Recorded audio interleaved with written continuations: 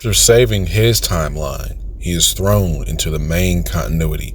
Let us see how Power Man survives in issue 1. Narration basically gives a description of that he's been drifting in space for a long time. He has successfully saved everyone from the god of endings. He is Power Man, master of the living weapons. Even though he's drifting, he hears the narration, and he knows there's something he must do. He must find Danny Rand. To his surprise, Danny Rand has already passed. See, a lot of heroes have come to show love and respect for Danny Rand.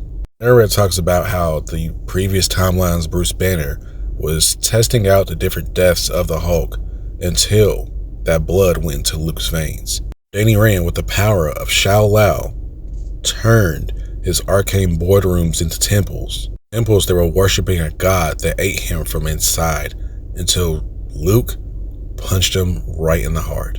The narrator says the worst of it all was Bob Reynolds burying himself 20 miles in the earth to keep his unlimited power of the century away from everyone. All that did was allow the other half of Bob to take over every soul this century has ever saved. And that the same darkness, the void, is with Luke, and Luke is alone with the void. And suddenly something hits Luke, and immediately asks for help. All of a sudden he's hit with a big ass explosion. Luke asks, why? Because it is my right. I am the edge that ends all things. I am Eon, the knife, and I end you because I can. Luke tells him, look, that sucker punch ain't gonna do you well, but it's best if you explain yourself, and then maybe we can, have a little chat. Knight does not care. He has traveled far across Starfield soaked in gore. Luke tells him, maybe you should consider going back. You think I left anything behind? They begin going toe to toe with each other, and then Luke hits him with the iron fist, knocking him back. Knight is impressed, so then they begin to collide. Luke feels something.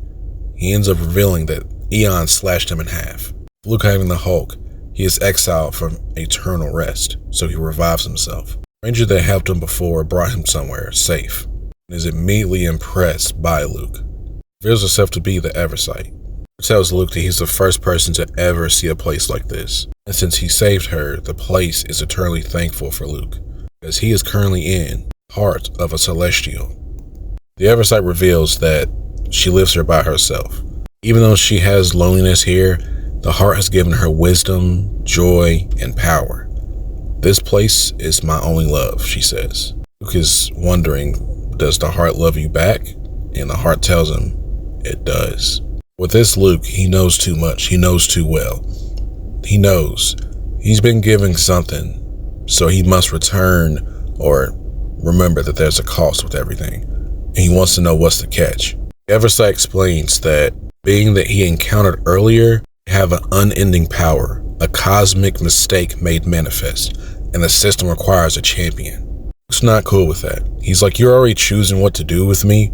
I've met gods bigger than you. Luke is in disbelief that there's a man who's that evil that cannot be reasoned with, and that she and the god do not want a champion, they want a hitman. And the celestial heart tells him that this system is already dead, as Eon comes charging at them. Eon ends with slicing the heart in half, separating the Eversight and Luke. Not a single defense, not a moment of resistance. Disgusting. Luke takes Eversight away, but then she starts yelling at Luke. What have you done? Continues to yell at Luke. This is your fault. The system is screaming. Will you not stand even now? Narration begins to say that he had caged even my infinite power. He had done this with discipline, control, caution.